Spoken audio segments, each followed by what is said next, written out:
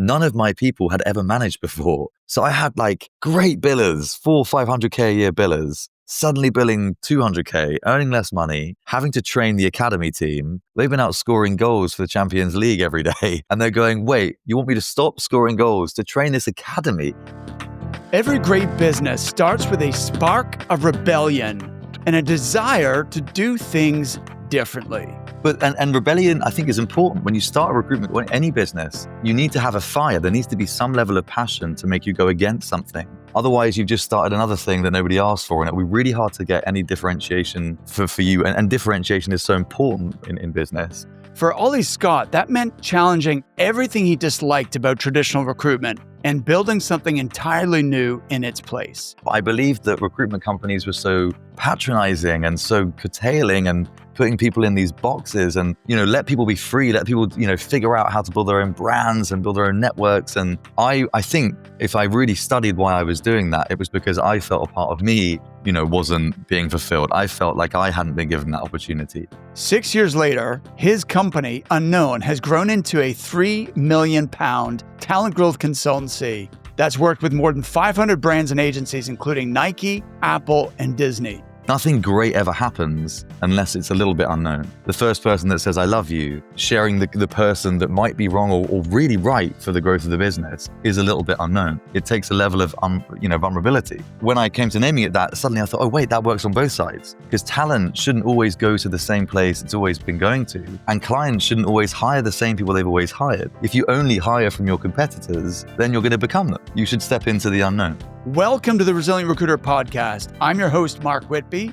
In this episode, Ollie's going to share how he evolved from selling suits on Clapham's Northcote Road to sitting in boardrooms with CEOs and CMOs across the global creative industry. We talk about three things in particular. First, how he built a brand that stands for something, not just against something. Because if you're running a business where failure isn't an option, no innovation can happen because no risk can happen and therefore no change can happen. That's nothing less unknown than running a business that predictably. Second, what he learned from scaling too fast and what he calls the messy middle and what he got wrong in that process. I just got it wrong. I just thought that everyone would just love it and learn the new way without any practicalities or processes or anything. And third, why recruiters are far more than just recruiters and how we can create real value for the industries we serve. I think the one thing I would say to any recruitment companies out there right now is back yourself. You are a peer to the industry and you have way more information than any of your clients do about that industry, and you have way more connections. If you're thinking about how to scale with integrity, build a business that lasts, or evolve beyond traditional recruitment, you'll love this conversation. Okay, Ollie, welcome. Thank you so much for doing this. Thank you for having me. You were referred by our mutual friend, Jessica Hamilton. How do you know Jessica? I think we might have been on the same panel I shouldn't say this because it could be a competitor of yours, but the Recruitment Mentors with Hisham. Yeah, we did a live panel thing, and I believe she was next to me. Awesome. Brilliant.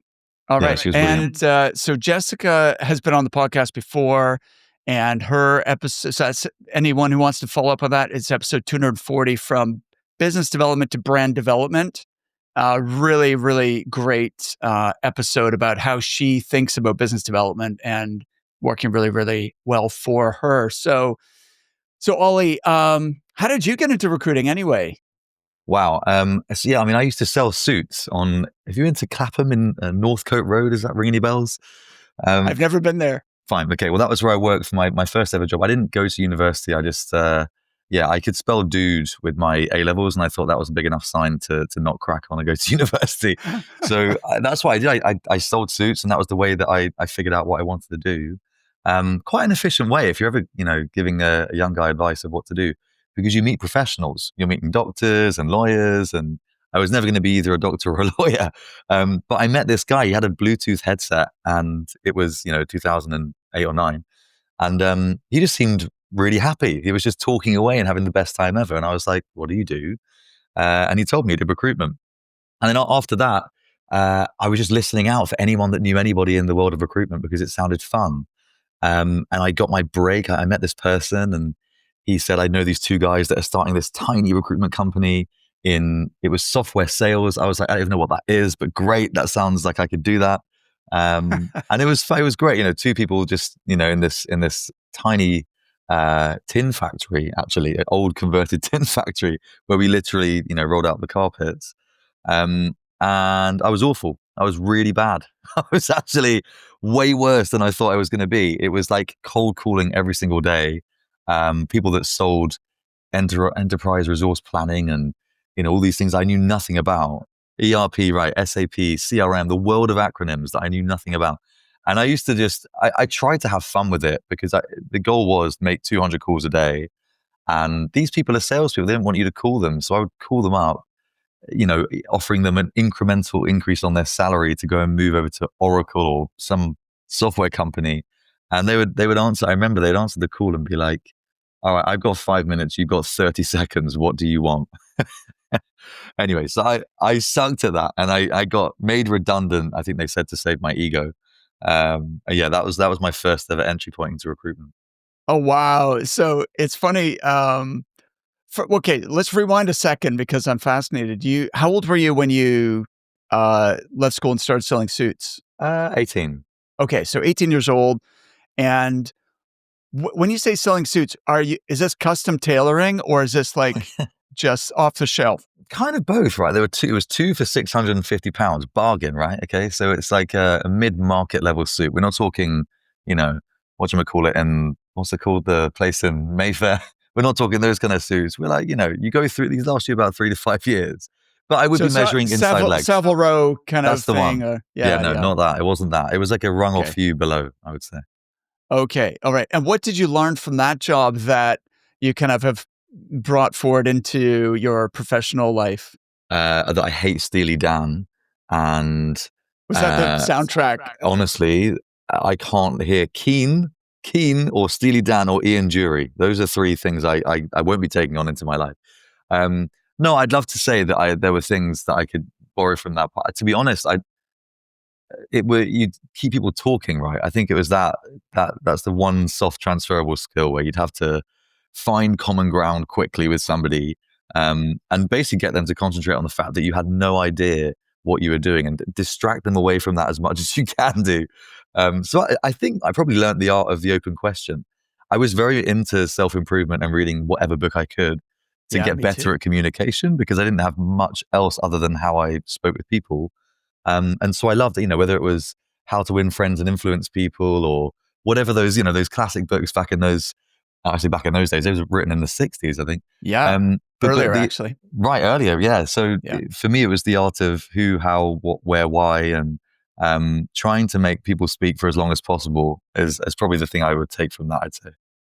Brilliant answer. That makes a lot of sense for sure. And so it's funny, your first experience in recruitment kind of mirrors mine in the sense that I didn't really know what it was, but I thought, oh, I could do that, right? And then realized it was harder than I thought it was going to be. And it was like all new business. So it was building a desk. Supposedly it was like a warm desk because I don't know what happened to her. I still remember her name was Jackie because her name was against these prospects on the database.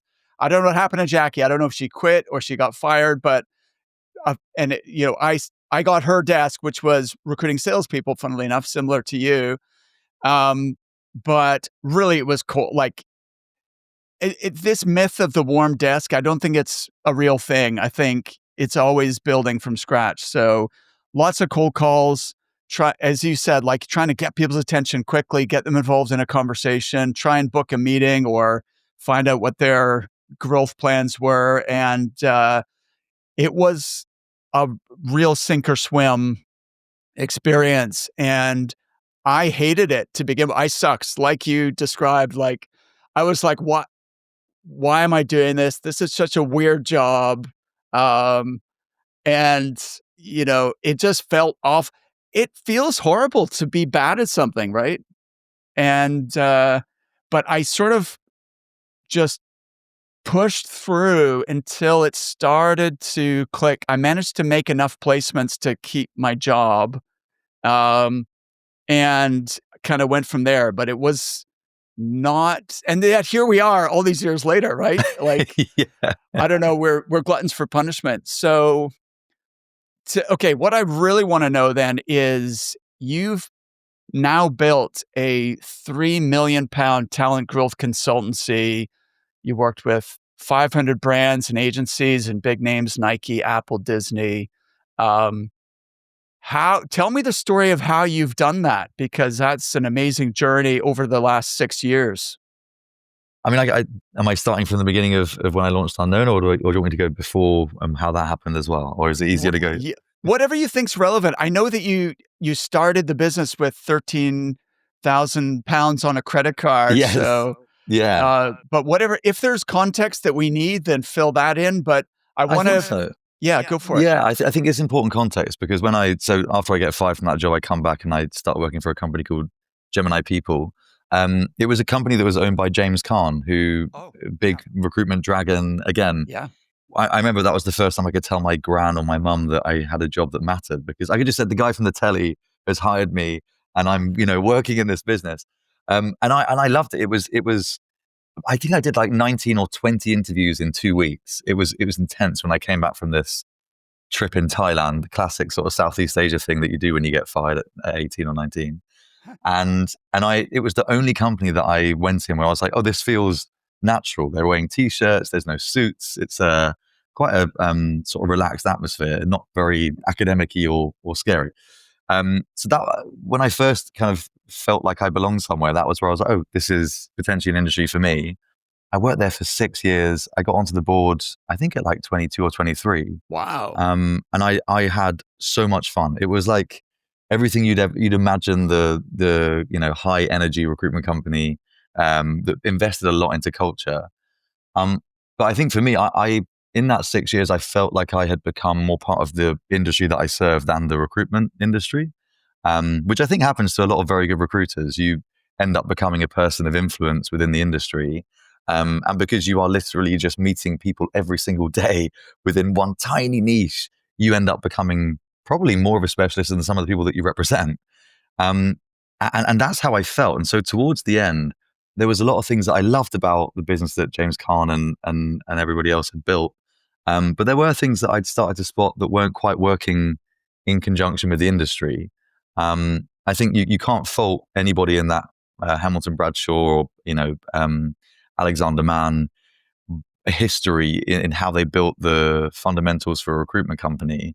Where I think it struggled, particularly within the creative industry, is the numbers, the pile them high, sell them cheap, bring in 50, 80, 100, 120 people and work in these desks. It didn't work so much because you needed people that understood deeply what they were talking about. And I'd started to get quite frustrated because I'd built a team. It was 6 or 7 people, and my team was very profitable. We knew the industry. We'd read the industry news. We'd write about the industry on LinkedIn. And then everybody else I felt in that business didn't really care as much as we did.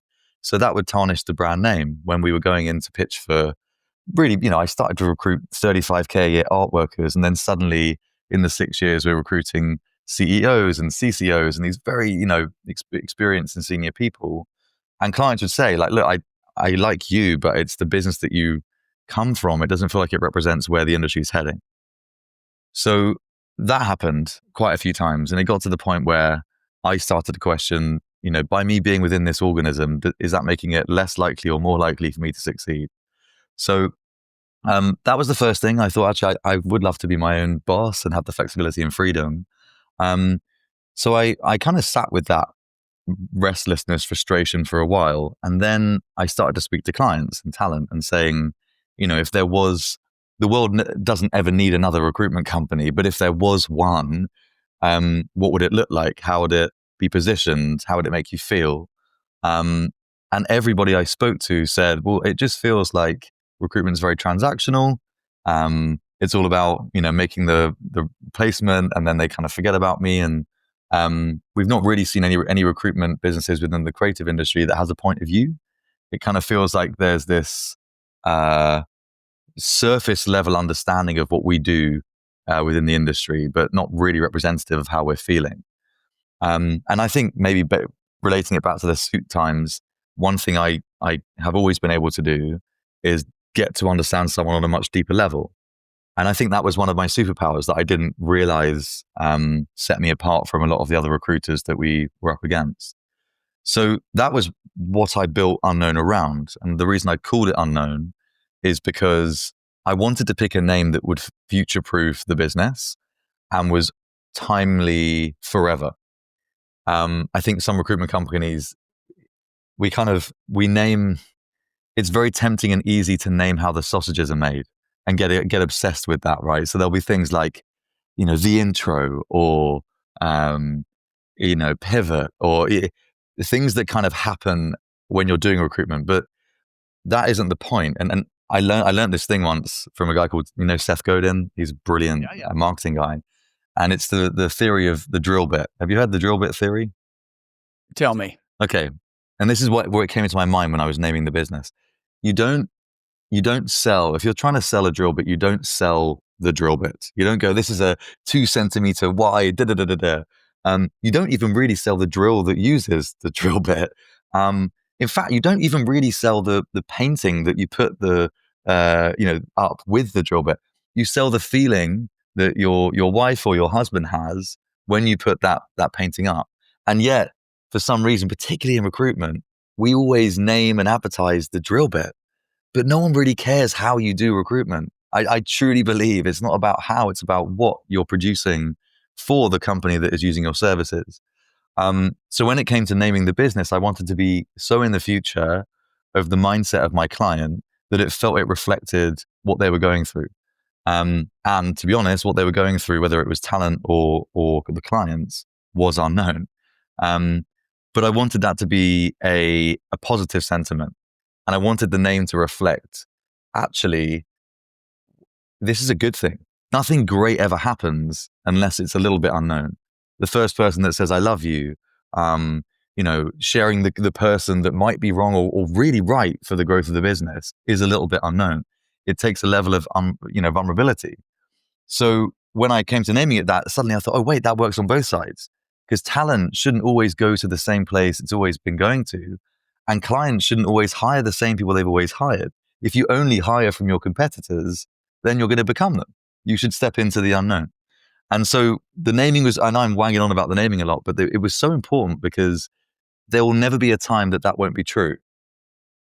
Does that make sense? It does. You've put a lot of thought into this. And what I like about it is, first of all, it's unique. And it's not obvious that this is a recruitment business, right? But it's intriguing and a bit enigmatic.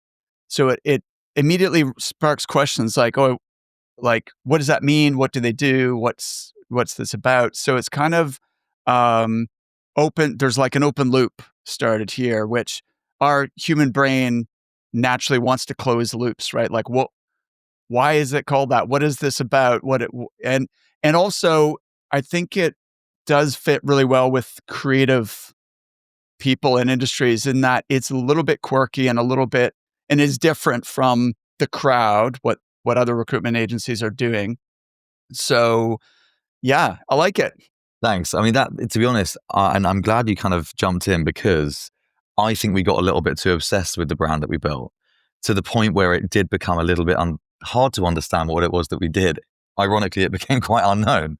So when you're saying like, the 6-year journey, there was a moment where we had to really figure out who we were and tell the world who we were.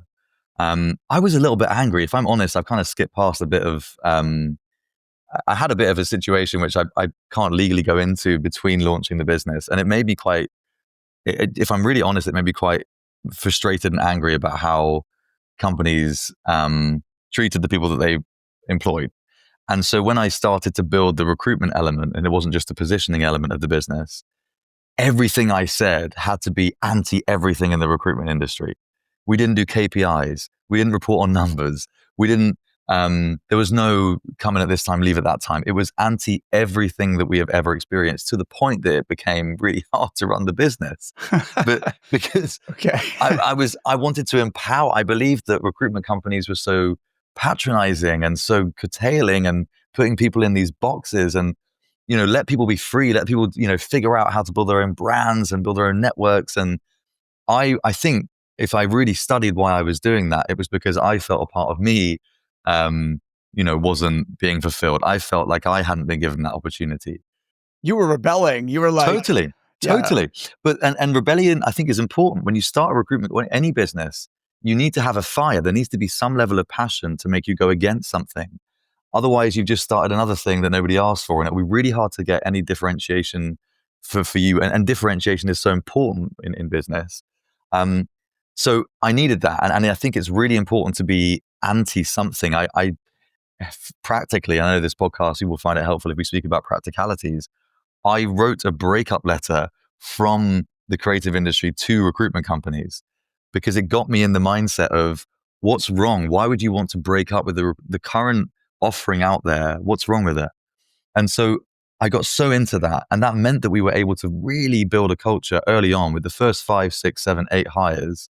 It was passion. It was, we really didn't like anybody that we were up against, to the point where it was like anyone that worked for us could very happily pitch why we were so much better. And that was key, really, really key to building a culture, to standing for something, for standing out.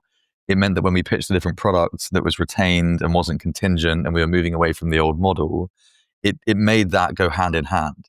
Whereas without the brand and without the passion and the culture and the differentiation, when you are only selling, how the sausage is made different, it's harder to land. That has to come in a wrapper of belief. It has to come in a wrapper of, this is why we're so different. This is what we believe in. This is why it benefits you. And so therefore, obviously, we're not going to do a contingent search here. Do you see? And so that was really, really important in the early days.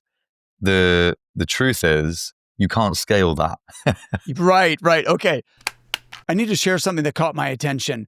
Recruiter Flow has tracked their customer performance data, and they're seeing clients achieve up to a 30% uplift in average GP per desk after adopting their AI features. Let that sink in. Same team, same market, but 30% more productive because they're leveraging AI to handle the busy work so recruiters can focus on relationship building. Recruiter Flow is an AI-first ATS and CRM purpose-built for recruitment agencies and search firms.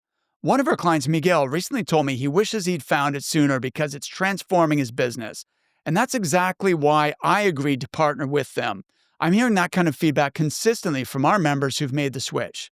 This isn't about working harder, it's about working smarter with the right tools. Book a demo at recruitmentcoach.com/recruiterflow to see if it's right for your business. That's recruitmentcoach.com/recruiterflow.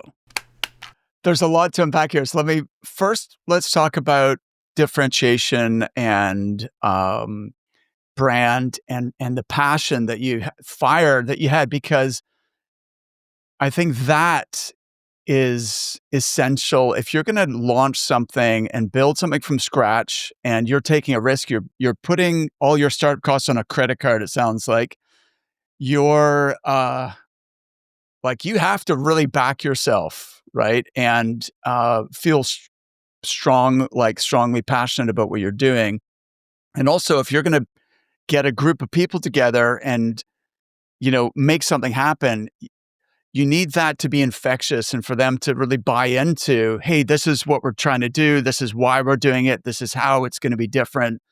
And so I can see you really creating that energy, the escape, the inertia to escape the atmosphere, right? To get launch needs a lot of rocket fuel, right?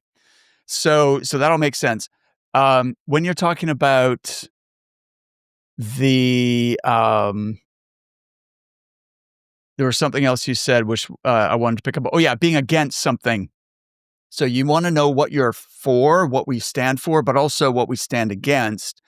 And you've really created a lot of empathy with your target audience, your clients, your candidates in that ecosystem.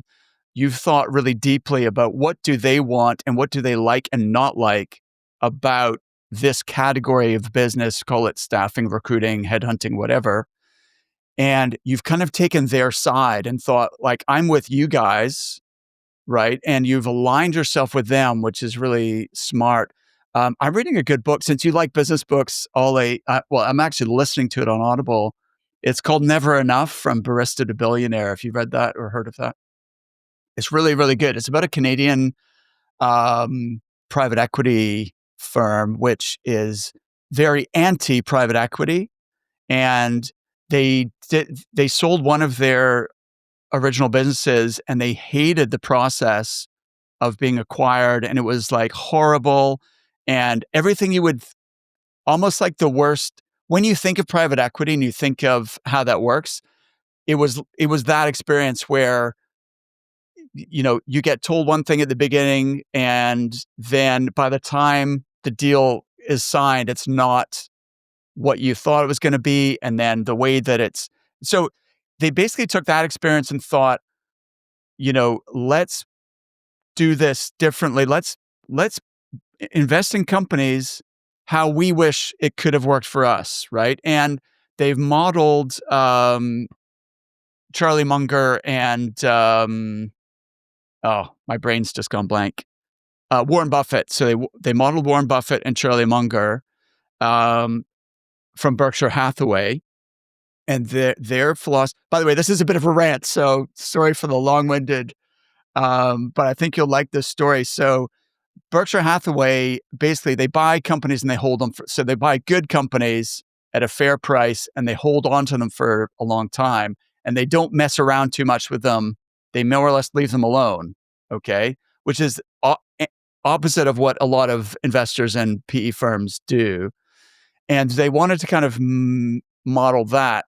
And one of the things, so this idea of being anti something or doing it the opposite way to how you see it normally being done, they apply that in their own business as well. And they think, okay, sometimes it's easier to know what you don't want than what you do want, right?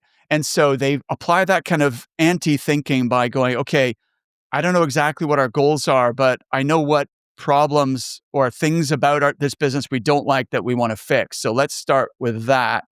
And so this kind of like reverse thinking is really key to how they operate their business. So you might like that book. That sounds, I mean, it's exactly the antithesis thing. There's a book, again, that's called Whatever You Think the Opposite. And it sounds like I'm not just being randomly contrarian or just like, I'm not just for the sake of being different, I'm being different. It changes the way that you think, even in the way that you ask, if you're meeting a candidate and you're trying to understand what's really driving them to move, we always ask the question, what drains you the most? And then you ask them what energizes you the most, or what are you least excited about at your current role? When somebody is able to feel free to moan and free to complain about what they're going through, it makes it much easier to say, well, what they do want, like you just said. So the same thing happened to us. And there's a belief that I truly believe. And when you see this, you can't unsee it. And that is that different always beats better.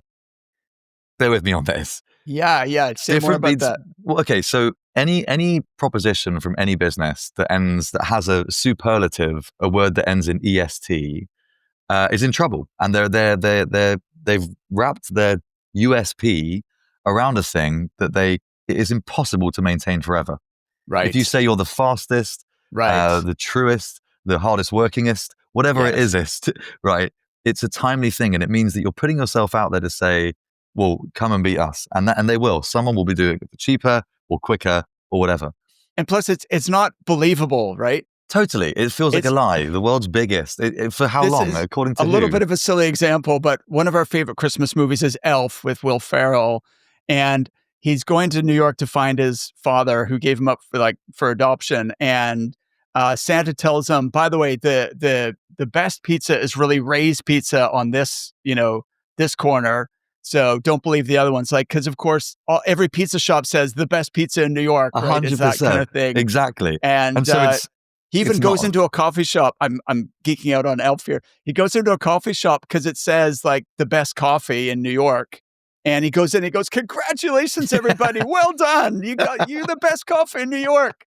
Because he's naive enough to believe it, but everybody else understands this is just a hyperbole. No one really believes it, right? So therefore, if there's, and again, another deep belief, if it doesn't mean anything, don't say it. Or if if somebody is already saying it, why are you saying it?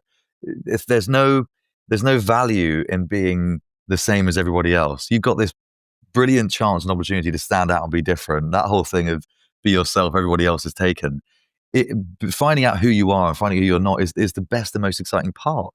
And practically, because again, when you do value sessions and you take any company or any group of leadership team into a room and say, what words, what are our values? You get this word salad, word bingo thing that happens, and everyone goes, we're collaborative, we're highly integrative, all that sort of stuff, right? Well, the better game is to play, well, let's pick our 10 favorite words, and then let's pick one word over another, because then we know what we are over something else. Because I'll give you an example. I went on a podcast 3 years ago and we had 5 values. I can't tell you what they are because I've already forgotten them. Bad idea. Always have 3, don't have 5. And I remember after, I was so embarrassed because I started to talk through our values, which was so important and integral to our business. And I forgot 2 of them. And I came out of that and went, okay, number 1, we have too many values. And number 2, wouldn't it be a better exercise if we chose one over the other? Because that's what we truly believe. So we had kindness and accountability. There we are. I remember these 2 being in there. And I remember the team saying, well, would you be kind to someone on the team if they weren't accountable? No, you wouldn't. And actually, would you prefer that someone was just to do what they wanted to do, what you are expecting them to do, versus being kind and nice to you? Yeah. All right, let's take kind out. Because we know that we are accountable over being kind. I won't be nice to you if you haven't done the thing that I've asked you to do that you said that you would do. So again, figuring out who you are and who you aren't it's such an important part of the process that you can and you should do. And just to close the loop on that, there's a moment, again, this is really important in any startup business, let alone recruitment company, where you've got to the point of running away enough. And there has to be a moment. My coach said to me, I'd written this new deck, a new website copy, and it was all about like, we're not like this and we don't do that. And, no spray and pray, classic, all the things that lots of recruitment companies say. And my coach said, I think you can stop running away now. They're gone. Whoever it is that you're so desperate to not be associated with, they're not chasing you anymore. You need to figure out what you're running towards now. So, and that was when we went on the evolution of being a recruitment company into being a talent growth consultancy. Those aren't just words, by the way. And a lot of companies. Yeah. What's the difference? What does it mean? Well, it's a really good question, because I think fundamentally what we had discovered is people had stopped coming to us just to find people. They, for 99% of the stuff that we were doing before, sure, it was about doing an exec search or hiring a design team or finding a freelance person. But what had changed in our client's voice was, it wasn't just help me hire someone, it was help me figure out how to build this thing. Our margin isn't making sense. Can you guys give me some advice? Or we want to expand into the US, but I think we might want to acquire a business or acqui-hire talent out of another business. Or I want to sell this company. I think I've got this as far as I can do. Who do you think might want to buy us? So the conversation had evolved. The advisory that we were giving had evolved, but our pricing model hadn't. We were trying to figure out a way to be like, it sounds like you want to hire someone. It's like, no, I want to buy a business. Okay. We don't really do that. Well, we can tell you who we think you should buy. And what started to happen is we would give lists of agencies that another agency could acquire, or we would give 3, 4, 5 hours of advisory workshops for free, where we would say, the disciplines that your business are missing are these. And actually, in this part of LATAM, there's not that much influencer or whatever. So the advisory we were giving was at a high level, but our pricing was at a low level. So that was the first time that we discovered that actually we didn't just want to call ourselves something different. We actually had to change how we operated as a company. So that was when we went on this journey. If I asked you what an operating model is, what would you say? Not to put you on the spot here, but generally, like, what would your first thoughts be if I said, what is an operating model? Great question. Operating model, I guess the central way that you sell and deliver services. Very succinct, and yes, pretty much, right?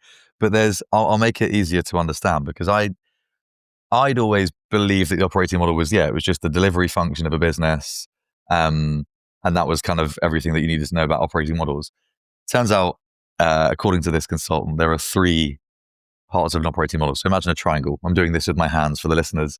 So at the top of the triangle, you've got creating value, the proposition of the business. That's a lot of the stuff that we spent a lot of time on, right? The bottom right part of the triangle is delivering that value, right? And then the bottom left is capturing that value. So you have proposition top, delivering on the bottom right, and then capturing pricing on the bottom left. Where I think a lot of companies go wrong is they focus on one or two parts of the triangle.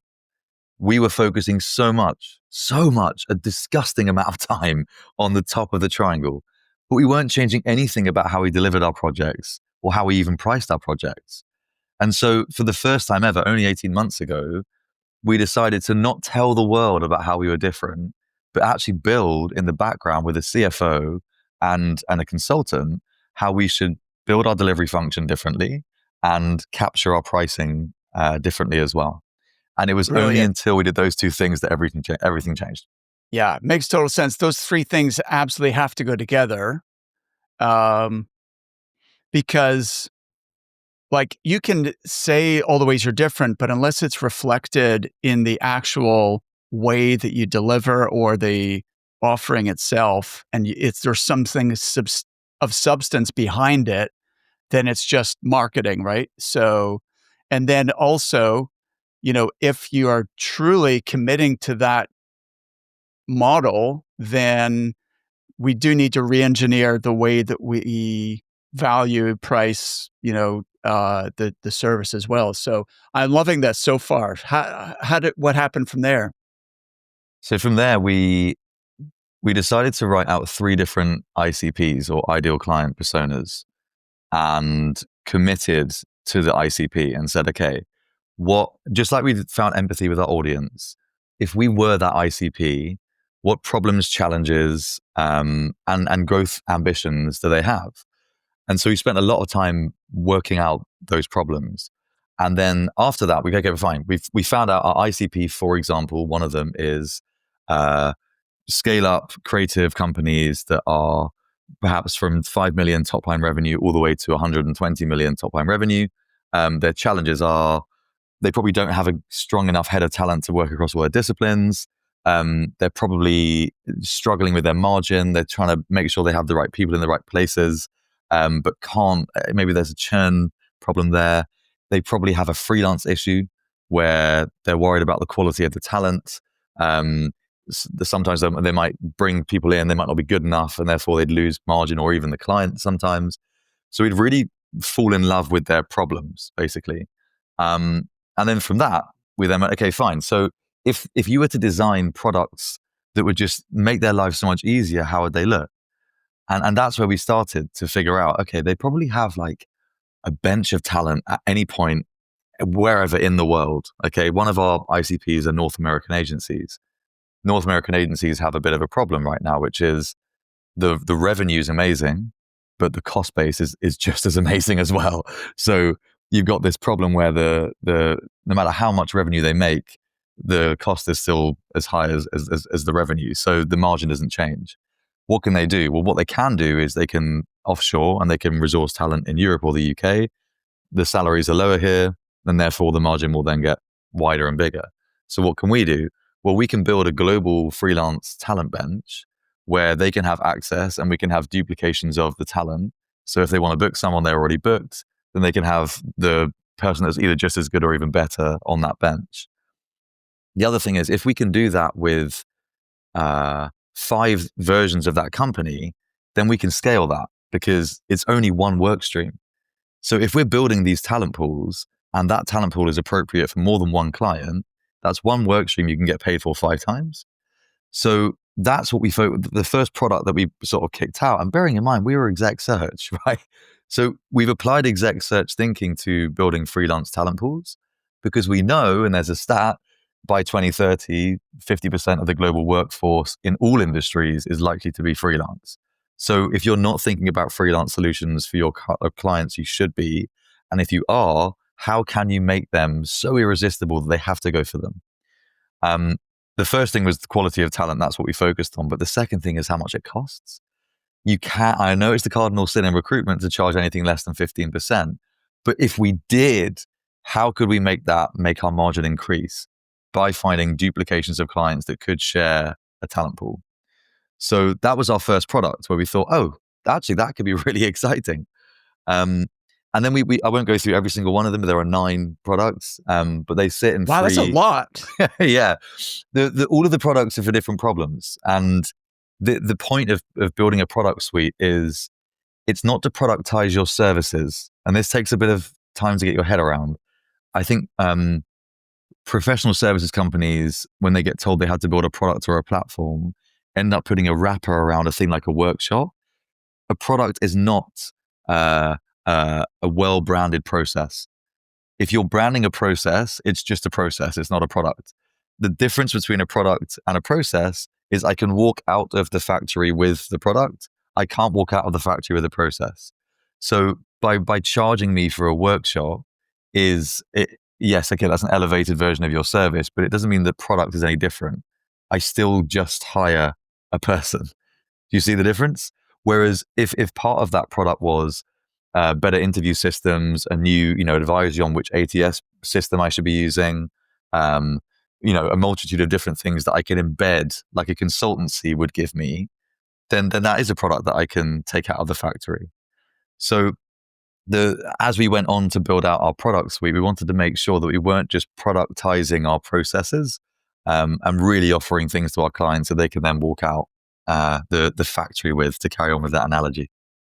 Fantastic. I like that. That's an interesting distinction that I hadn't actually considered before.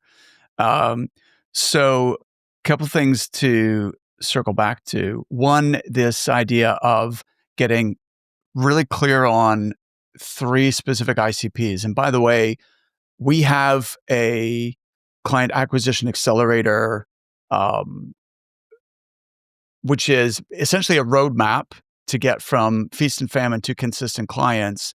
And step 1 is identify your ideal client avatar. Without doing that first step, you can't do any of the other subsequent steps in order to really build that predictable pipeline with true partners, the clients you want to work with. But a lot of people are afraid to narrow the focus. Because they're like, oh, but some of our clients are this ICP, and we don't want to give up that client. So it does take some courage to think, no, we're gonna build more by focusing on fewer, types of customers. What was your I thought completely process agree. around that? It's hard because people will always talk about the exception, not the rule. But you have to work hard to figure out the rule. And so the rule has to be, what principles, if I could give you 10 of the same client, which one would you pick? Because then of course, you will keep the other clients like Disney, but Disney isn't going to be our ICP. A, because try and find another Disney, and B, because the problems that we solve for them are very small compared to the problems that we would solve for a smaller business with less capabilities. So typically, for us, we ended up focusing on the SME side. If we were scaled, if we were Hays, then we'd look for other enterprise because enterprise works with enterprise. Doesn't mean that we can't work with, BA or Disney, but what we service for them is a very different part. So I think the question to get somebody out of that inertia of picking which one is, all right, you've got to choose 10 of one. Which one do you go for? And I guarantee they probably won't go for the big one unless you can service the whole thing. Love it. That's a great exercise. Thanks for sharing that, Ollie. So we're at the part of your journey where you've stopped running, like focusing on what you don't do, and you've started moving towards, here's what we offer that is different and true products. And you came up with 9 of them for 3 ICPs, really deeply understanding what are the challenges that they're facing and how can we help them on their growth journey. But you've kind of alluded to this earlier about not being able to scale the anti-agency. And I think you've talked before about the messy middle. Like, how do you, because ultimately we still need to put fees on the board and generate a profit in order to, give everyone a job and give everyone a career, opportunity here. So how did this evolution, which I believe is only 18 months old, how's this translated to actual, business results? Yeah. It's funny. I've been in the messy middle bit for 3 years without knowing. Explain what that means, first of all. Like, what's the reality as so that people may identify with, oh, that sounds like our agency. Yeah, I can get really granular with that. I can say that from 0 to 8 people, we were doing 500,000 profit, and it was fantastic. I've never felt wealthier in my life. You could take people away to Soho House, we'd stay and have all these wonderful times. That was, to be honest, that was the right scale for that business. I did a course with Goldman Sachs once, and for anyone listening, if you get a chance to do this, do it. It's free. 10K SB, Goldman Sachs put you in a cohort with 75 other founders, and they help you design a business growth plan. Now, the business growth plan that I got, I didn't end up using, but one of the things I remember was the donut number. And the donut number, if you imagine a donut, inner ring, outer ring, the inner ring is the optimum people, profit, purpose size that your business should be. And the outer ring is when it starts to cannibalize itself. So like Nike, for example, is probably at the outer ring of its donut number, and it's having to play to the street. And unfortunately now Nike is losing its purpose because it probably lost it a while ago. So it's having to reestablish that. When we were 8 people, I believe for the company that I had imagined, we were the perfect size. And I'd never thought beyond that. All I wanted was a company of 5 or 6 specialists where we had a strong brand, it was highly profitable, and clients' briefs came to us in our sleep because the brand was strong enough. And that was how it worked. It was brilliant.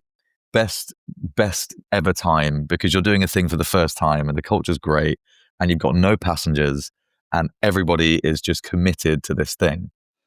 Where it got really hard is when I scaled without thinking, and I scaled out of needing to because we were too busy.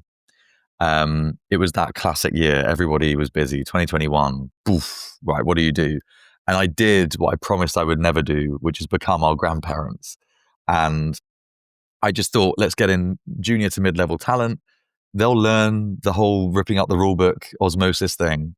And without any metrics, KPIs, because I don't forget, I didn't believe in those, they'll just learn. And they didn't. We had new clients in the US that had to work double the speed. We had clients in Australia. Briefs were coming in all different shapes and sizes. And I had just expected this very junior to mid-level cohort of talent to learn on the job without any. And by the way, at this point, we were about 17 or 18 people. None of my people had ever managed before. So I had like great billers, 400-500K a year billers, suddenly billing 200K, earning less money, having to train the academy team. They've been out scoring goals for the Champions League every day. And they're going, wait, you want me to stop scoring goals to train this academy? What was the benefit for me? So I just got it wrong. I just thought that everyone would just love it and learn the new way without any practicalities or processes or anything. And so that's the messy middle bit where you still have the same passion and belief, but you've not asked yourself what this next version, this volume 2 version of what you want to create really is, looks like, feels like, smells like, and behaves. So that was the bit. If I'm honest, that was the part I didn't enjoy running the company at that point. Yeah. It's hard. Absolutely. So many people can relate to that. If you're trying to scale something, because there's because you feel like, well, we ought to do it this way. What changed? Do you know what's funny? I met a few different consultants. I met this one guy who, what he was saying was right. We didn't get along that well. And I didn't really buy it. It felt like too matter of fact. He said this thing to me, which was, are you running a charity or building a business? And I was like, what kind of question is that? It's so rhetorical. I'm obviously running a business. Well, because right now you're running this like a charity. Okay, why? What he said was fair. And that was, you've got to this point where this can't scale how you've designed it. And you better off either go down to 5 to 8 people or get to 40. This bit that you're in, growing how you're growing, is going to be tight. You've gone from having a margin of 45% to like 8, 9. And this is going to be painful. And considering how I like to run a business, which is spend loads, I didn't understand EBIT, right? I thought EBIT was the devil because the more of it you had, the more corp tax you had to pay, right? So I needed that Goldman Sachs course because I just thought, why would anybody want to make profit with their company? You want to just spend it and then pay less in corp tax. So when we're like, I was really naive. It was just about like having fun, spending money, growing everyone's careers, growing everything that we can, and not worrying about the profit part. It was only when I met the second or third consultant where they were like, you don't really care about profit. And I was like, yeah, who cares? They're like, no, profit's so important because it gives you the padding and the psychological safety to innovate. You can't innovate if you're on the breadline. You can't innovate if you haven't got 6 to 9 months worth of runway in your bank account, because if anything goes wrong, if there's a sniff of another COVID, you guys are gone. You're done. So and I heard that differently. A, because he wasn't asking me if I was building a charity or a business and making me feel like an idiot, but B, because he tapped into what I believe is so important, and that's providing psychological safety so innovation and failure can happen. Because if you're running a business where failure isn't an option, no innovation can happen because no risk can happen and therefore no change can happen. And that's nothing less unknown than running a business that predictably. Yes. So that's when it landed for me, is when I couldn't innovate or change. Brilliant. This is a amazing epiphany moment, and absolutely, profit is the ultimate measure of business success, right? We're in business to make a profit, and obviously there's other things that are important. There's other stakeholders, so our team and their families, and our customers and their families, and our communities that we all operate in, and so on. But ultimately, if you're not making a profit, you're no good to any of those other stakeholders, right? Because you can't provide the job security, the career path, the earnings to your team, and you can't expand your impact in the world and help more of your ideal customers. So it all is predicated on being profitable. So how has that shift impacted like where you've landed now and where you're going forward? Yeah, I think we've got three. I love the question, and I always ask this to clients. Where are you? Where are you now? Where are you going? And what's blocking you from getting there? And the one of the things I always ask is around strategic bets. The new CFO that we hired, when we have our board meetings, he asks us to bring along one strategic bet that we're focused on growing. The rest of it, all the noise of the business happens, but what is the one strategic bet that you're betting on? And we came to the last board meeting with three, and I feel passionate about these three. Number one is the brand. The brand does matter, and we want the brand to be so good that the grow button on our website, which will be announced in January, is pressed every hour, and everything we do ladders up to that. If the content that we're putting out into the world, all the marketing, the conversations, everything should be laddering up to that one button being pressed. So number one is investing in brand. The second is recurring revenue. And my camera didn't like that one. For those that can't see, my camera weirdly gave me a thumbs down on the screen when I said that. So that is a bad bet. Don't bet on brand. Hilarious. The second is probably a bit more recruitery, and that is recurring revenue. Yes. I cannot tell you how bad it's been for my poor wrinkles and skin and hair running a permanent exec search recruitment company. 100%. I'm sure many people can relate. You suddenly got a 50K huge deal, and suddenly you don't because someone's auntie decided to move to Australia. You can't scale a business on purely recruitment and exec search unless you're Korn Ferry. Even Korn Ferry, Odgers, and all of those exec search firms will do recurring recruitment models.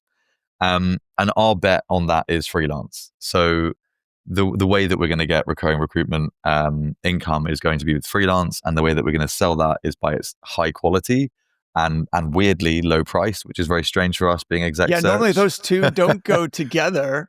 But we found a way to make it work because the scale makes sense. And the third thing is M&A, which I've not really mentioned that much here, but in our sector, I'm not sure if this is relevant for every sector, but in the creative industry, firstly, there's $3 trillion worth of private equity money that needs to be deployed. And it's never been busier for the private markets to be investing in businesses. So I think M&A across the board is going to be huge. Secondly, recruitment companies are harvesting so much information.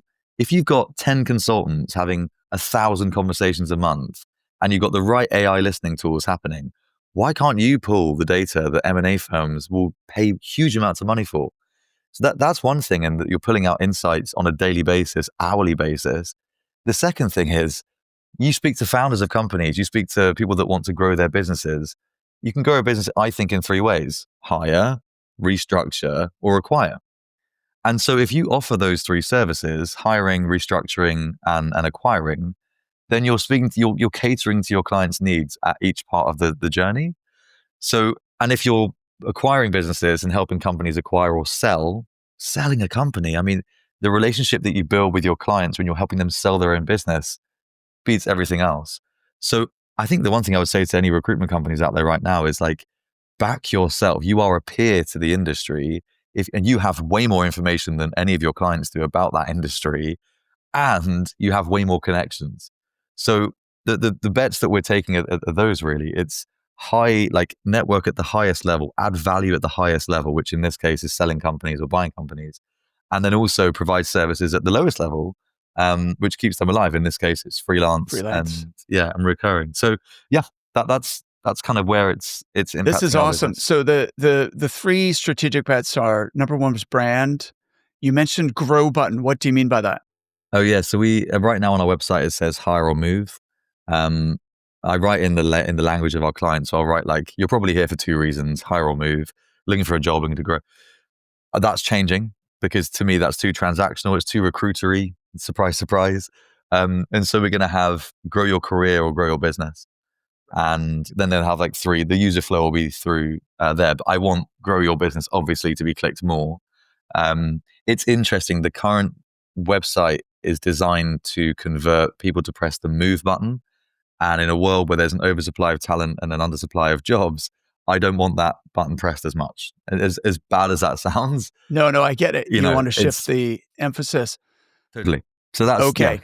So brand has always been that's from the beginning, that's been important to you, but and I look, 100%, every recruiter that wants to still be in business in 3 years' time needs to really, uh, build a defensible brand because, well, we don't have time to even get into everything, all the craziness going on in the world right now, but people, and by people, I mean customers, clients, candidates, will gravitate to the recruiters who are credible experts, who are visible, they're authorities in their space, in their niche, and who aren't just recruiters, but who are leaders in their own right, leaders within that ecosystem that they serve. And having that strong brand recognition, I think, is one of the things that's going to protect you from AI nibbling around and shrinking the number of recruiters that are able to do well in the future. So I think that's a yeah. safe bet. There's a reason why Bernard Arnault is the richest man in the world, or was the richest man in Europe. That's LVMH founder, right? And what is LVMH? Nothing but perception, luxury perception. Brand is the thing that is the elevation of pricing and perception. So it's not a nice to have. It is the only thing that is going to separate you and your competitors. As we have the AI rise and everybody sells the same capabilities, I have a thing about businesses that sell the how. I think it's such a dangerous place to be. If your company has .ai right now, I'd be worried, because it's a terrifying place to be. It's tempting to sell the how. It's tempting to sell the shovels for the gold rush.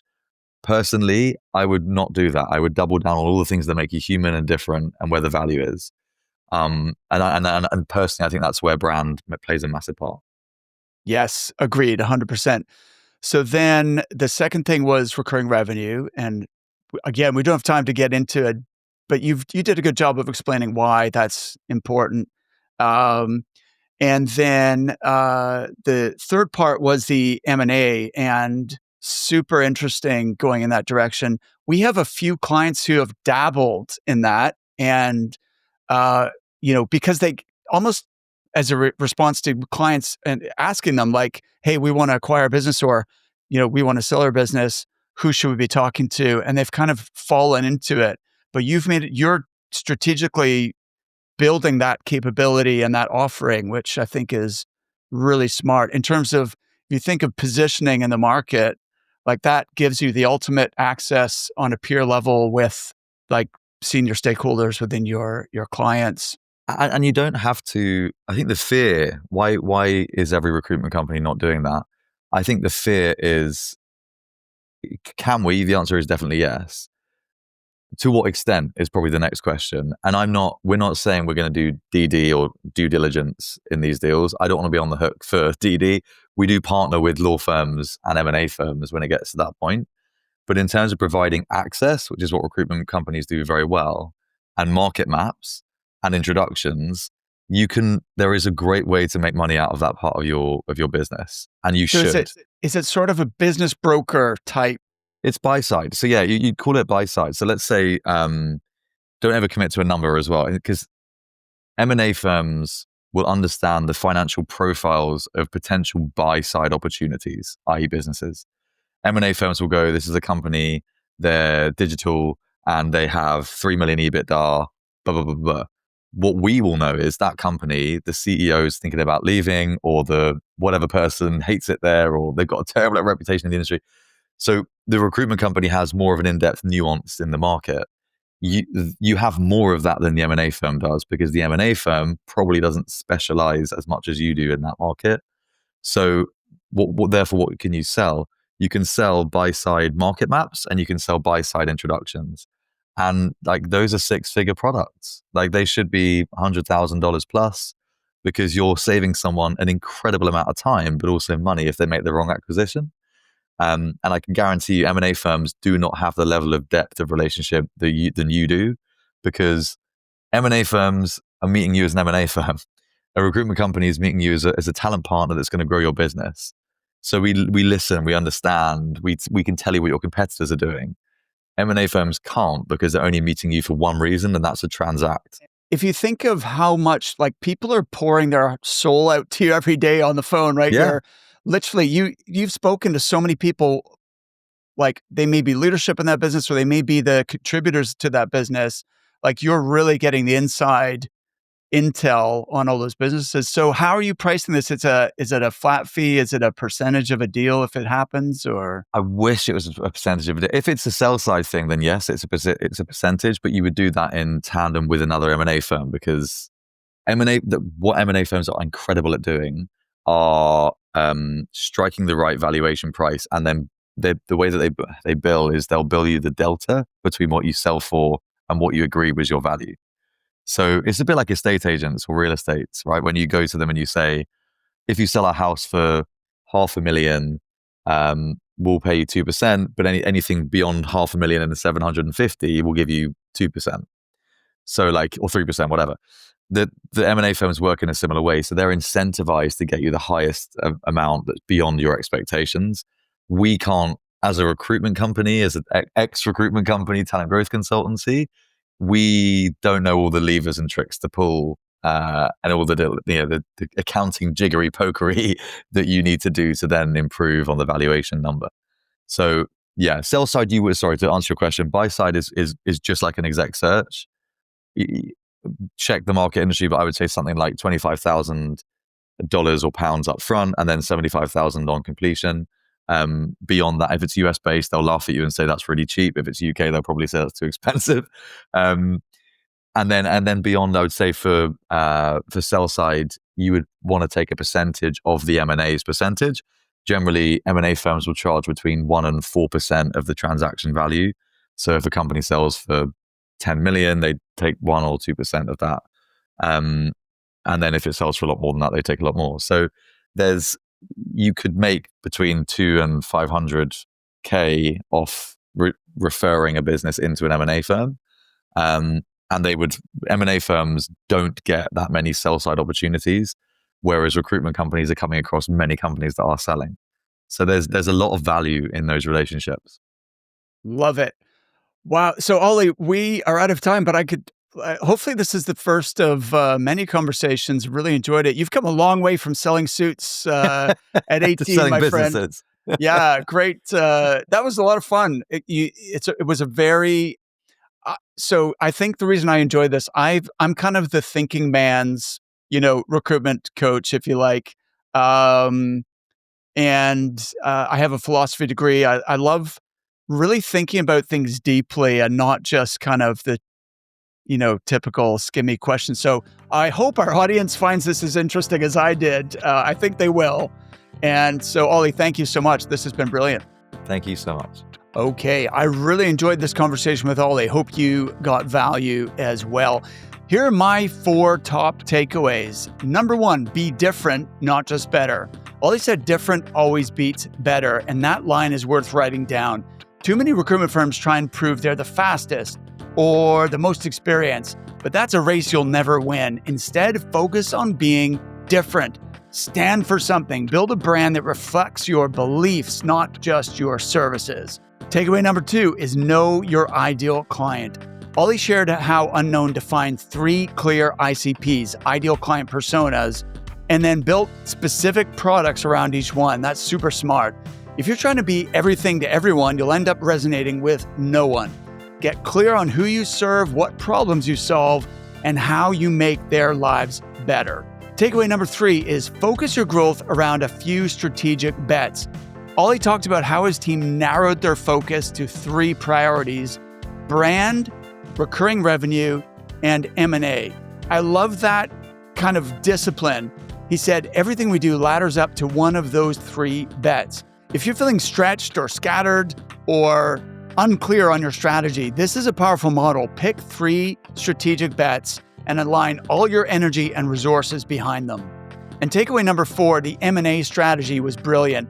I would encourage every recruitment business owner to really think about this. Ollie realized that recruiters are sitting on a goldmine of market intelligence, the kind of insights that M&A firms pay huge fees for. He's turning that into a buy-side advisory service, connecting agencies that want to grow through acquisition. That's a really next level way to add value to your clients and open up new revenue streams. So which of these strategies resonates most for you? Whether it's redefining your brand, tightening your focus, exploring M&A opportunities in your niche, or maybe it was some other takeaway, choose one and put it into practice this week. And please be sure to subscribe to the Resilient Recruiter podcast if you haven't already done so.